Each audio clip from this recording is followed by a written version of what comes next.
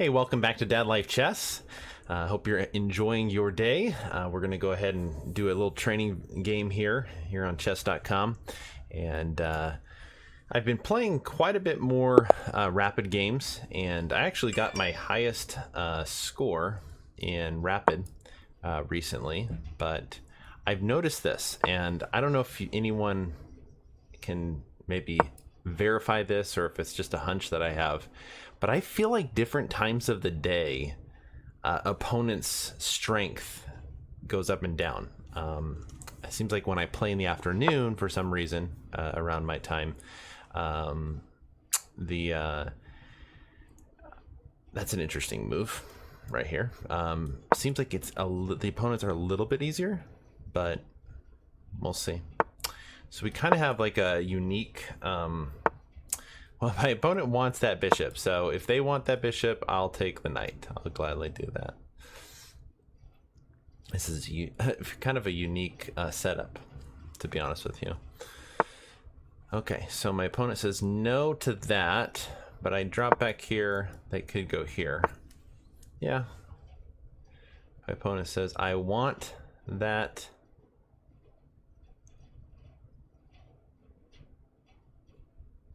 I want the bishop. Okay. Wow, interesting.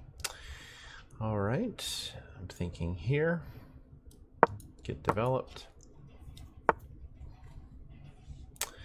Huh, interesting setup here by my opponent. I'm just gonna play normal chess moves here. I think I might break c4 in this position. My opponent just is kind of like keeping... I almost think I can take here. No, because of this. I'll go here.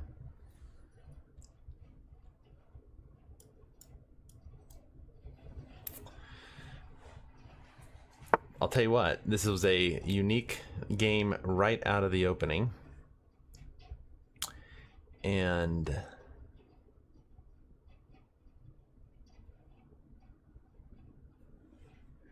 I feel like if I take here, takes here, here, takes, drops that.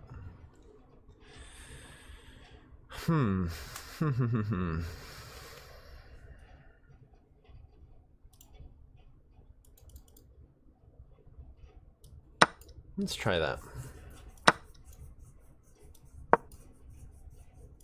They might go back.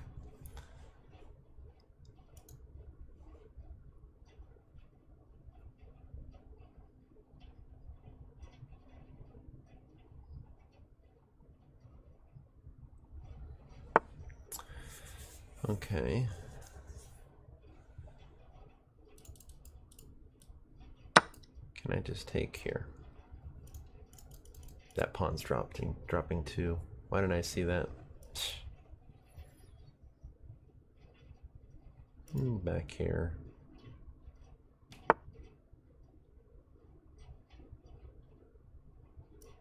feel like that might be strong. Get here in these dark squares.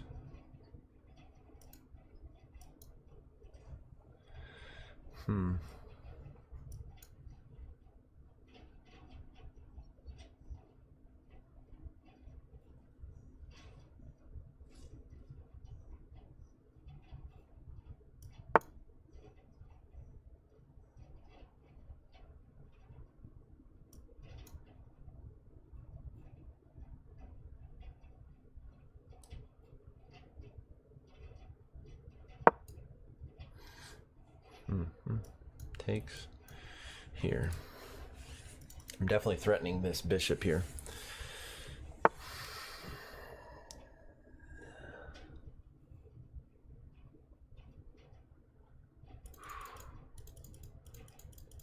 That is just seeming very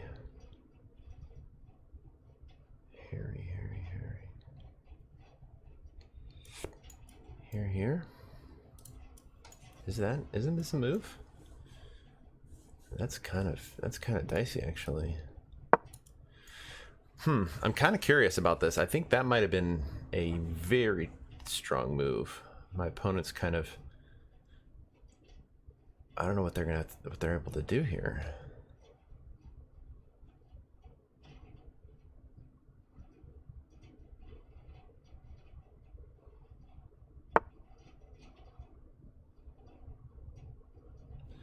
Check.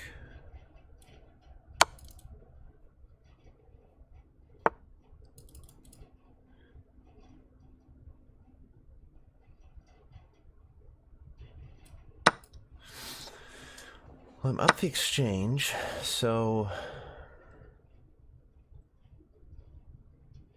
that's not a bad situation. I'll castle. My opponent does have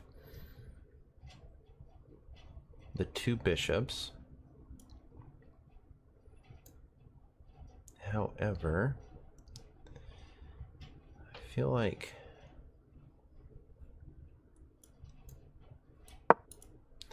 getting my knight in here.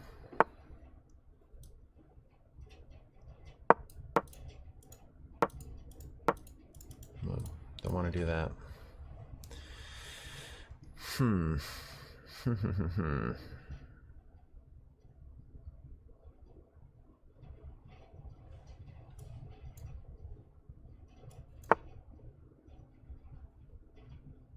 Okay. Okay.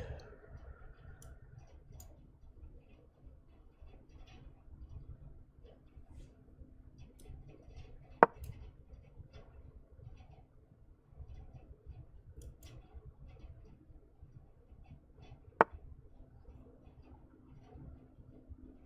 feel like I'm going to regret not taking that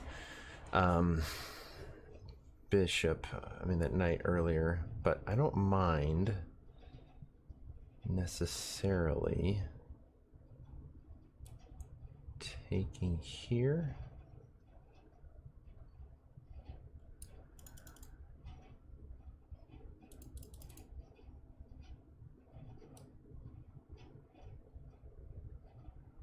I'm going to go here.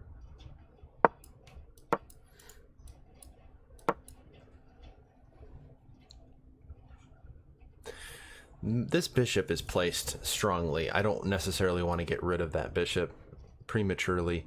I would really like to trade off this bishop for one of his bishops. The bishop here always kind of makes me nervous, so I'll gladly take this. And then obviously I'd probably take takes. Okay. That's unique. That's very unique. This is a threat. That is definitely a threat. Because it forks. What is happening here?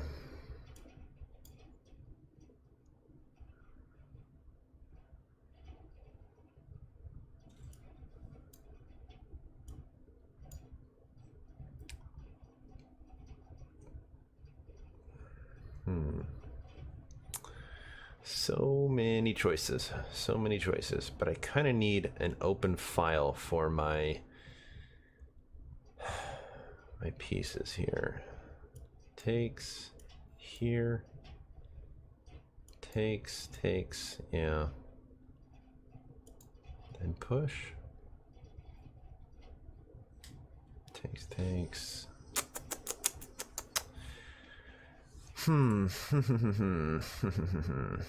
Okay.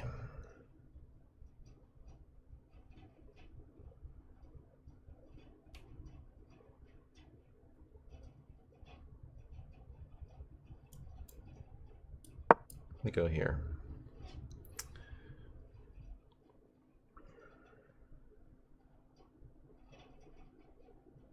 Actually, that was just kind of a waste move. I don't know really what to do in this position. So part of me is thinking I definitely want to take. That's not a fun thing. Push. Yeah, okay. I see ya. I'll take here. go here. Takes.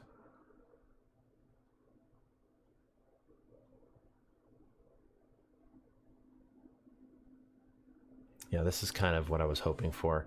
I think this actually is not too bad. My opponent does not want to give up that. That's interesting. So let's do this. Let's do this. So they're going to try to save this pawn.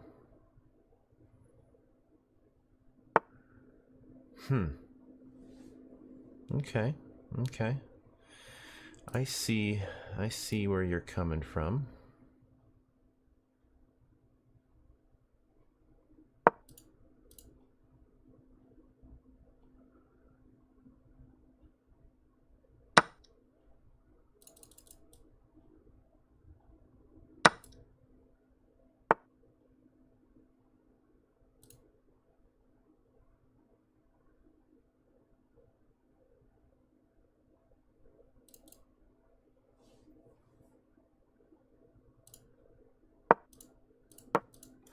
I got to make some breaks here. I got to make some breaks here. They push.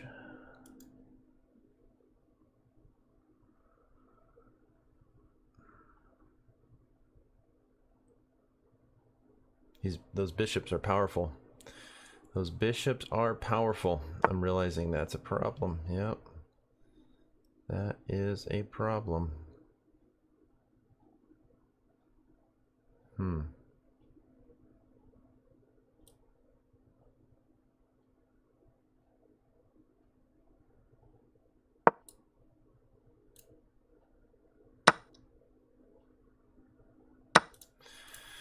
All right, we're gonna do this. I feel like I'm losing the thread. I'm losing the thread. Let's go here. Is that a blunder? Is that a blunder? Oh, wow. Ooh, that was not pretty. Okay, let's go ahead and go over the analysis of this game. I had to re-record this part. I got interrupted during the analysis portion. Thankfully, didn't get interrupted during the game, but let's go ahead and look at the analysis of this game. As you can tell, there was some pretty low accuracy for both my opponent and I. Was pretty much winning for the most part of the game, and then I learned something about my really probably a deficiency in my chess style, in my chess play, is when I feel like I'm winning the game, I sometimes rush the issue, and that last very unnecessary blunder at the end was something, you know, that I definitely should not have done. I should not have exchanged my rook for my opponent's bishop and thinking that I can win the endgame. I could have made it a lot more complicated for myself, and I went from a completely winning game to basically dead even, probably drawish, or perchance my opponent could even have had the advantage. Thankfully for me, my opponent again returned the favor and then blundered right after. But let's go ahead and look through this game. Let's look at the analysis here as well. This opening was very kind of strange, and I think a good lesson for anyone that's playing, chess. If your opponent is breaking opening principles, more than likely there's something you can do to punish that, and but you don't have to go all crazy. I just figured if I go here, it'll force my opponent to make some concessions and some weaknesses on the king side, and that's exactly what happened. Now, weirdly, when I went here, obviously my threat is to take the knight. My opponent dropped back, which is normal, not to, the idea is if my opponent takes here, I take here, and this is all these weaknesses. White's doing very well in this kind of position. I would gladly play white and give up my London bishop for a position like this, but my opponent wisely returned his knight, and then I dropped my bishop back, and then he played knight f5. I didn't see this until analyzing before I got interrupted in the video here, but there's a move here. Bishop e7, e5 is a very fascinating move because it kind of forces the concession for black. Obviously, this is not a good idea. Then game over. Good thing to notice. But you can almost see some opponents kind of playing this to kind of kick away the bishop. But you run into such things like this. And then here, or even in this position, this knight's dropping back again, and again h4. This just seems very strong for still can't go here because here. Oops, sorry. Why can't he just take? Oh wow, here. Here, and then if anything, then of course there's mate too. So yeah, this is not advised. There's a lot of ways to play against the London system. I would not recommend this line. But my opponent, weirdly, at this point, obviously I missed the bishop e5, kind of a nice tactic there. My opponent did not take my London bishop after all that work. My opponent just plopped his knight right there on f5, and that happened. So he's obviously protecting his knight again. I play knight bd2, c5, good move here. My idea is I'm going to take and then move my queen out. That's exactly what happened. Here my opponent plays queen c8. At this point, I even mentioned, I think in the game, that I could have just taken here. The idea is if something like this or here, this one falls, so this kind of takes. In this position, you're up a pawn, and there's really no compensation for black. White's definitely got out of the opening with a very favorable position. But my opponent played queen c8. I just took here, which is not horrible, but definitely not the best move. This is definitely a mistake. My opponent had to castle.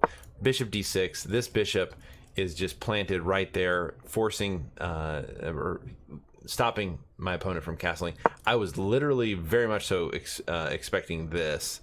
I would have probably taken. King takes. c4 is an idea. Yeah, just going to break open the center. Still up a pawn. This pawn is not easily... it's not easy for my opponent to recapture that pawn. So yeah, I'm definitely liking my position at this point.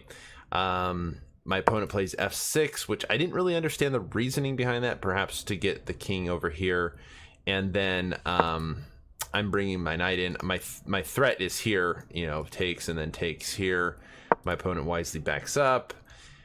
Then I played knight b5. I thought that this was a really good move. I was like, threatening here. Not only that, but like, king here. That's what it recommends. But I'm thinking, like, why not something like this and then threatens here? But the idea is bishop f8, and yeah, it's not easy for white to like just prove the advantage. Computers are recommending things like e4. I probably would have castled, but it just seems like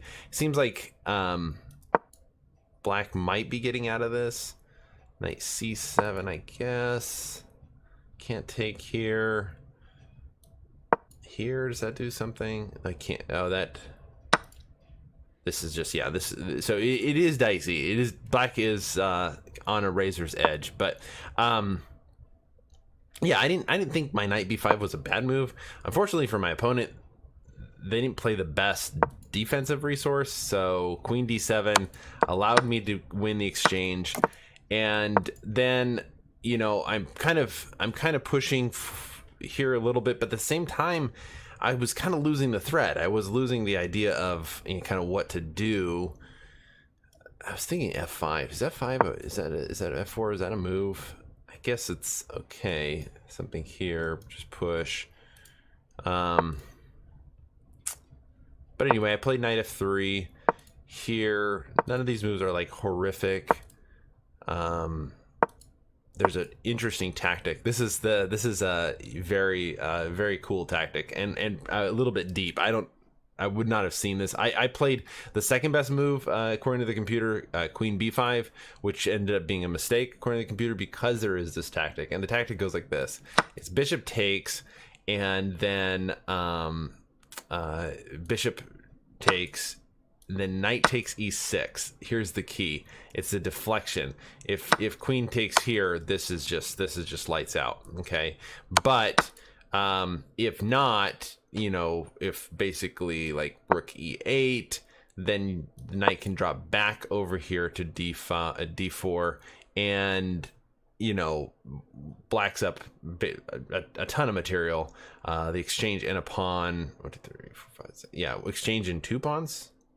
Yeah, exchange in 2 pawns, and so doing well, very much so. White is crushing here. Didn't see that in the game. Played knight at queen b5. Exchanging material when you're up material seemed like a decent idea. This move here, h3, literally was just kind of waiting move. I was kind of getting down on time, and I didn't really know what to do. I was kind of waiting around. I saw this idea. I was expecting my opponent to take, and then kind of do this here, and then I was going to play here. If takes, the pawn's protected. If rook takes, I would take the pawn here to try to break this up, and stuff like this. Doubling up, or there's a lot of different options. Probably it might not be the best idea. Maybe just even come here, get the file first. But anyway, I figured this would be good. My opponent then played bishop h5, which obviously attacking my rook. I played f3.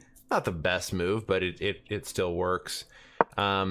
This was interesting. Obviously, I can't take en passant because I'm losing the knight. Not always. You don't always play en passant. It's not forced, contrary to what some would say. Here, good position. There's a very unique point coming up. A4. I kind of missed this idea, right? So I play rook here, and in reality, the best move is rook d c1, and the reason is right here.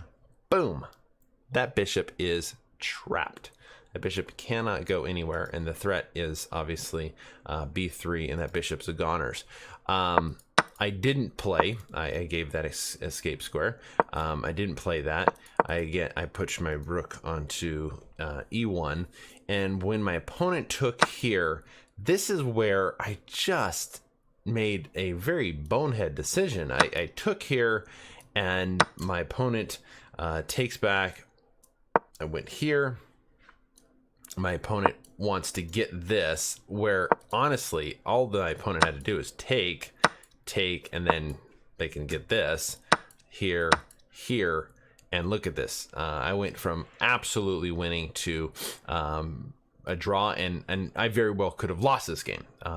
This is definitely not what I should have been playing for, and it teaches me a lesson that be more patient. One of the principles in the endgame is slowly build up your position. You have the advantage. I'm clearly winning in this position. Seeing things like this, a rook a3 maneuver when my rook was here, but yeah, did not need to unnecessarily exchange off my rook for the bishop, and but lucky enough, with the return favor, my opponent allowed me to fork both the pieces. The best that they can do, I think, is here, and then takes. Yeah, everything's falling because this, and yeah, I'm just gonna go here. Take. Whoops, not that. Here, and these pawns are gonna roll, and this is a clear win. Well, the opening was probably not exactly the best example of Grandmaster opening play, but it made for an interesting game. I was very disappointed in my rushed decision at the end. I kind of got lucky by my opponent blundering right after I blundered, but hey, it is what it is. Well, hey, thanks for watching this video. Hope to get another video out sooner than I have been. It seems like the end of the school year for the kids, things should. I'm hoping things should slow down a little bit in the summer. Get some more opportunities to stream and or record. But anyway, thanks for watching. We'll catch you next time on Dad Life Chess.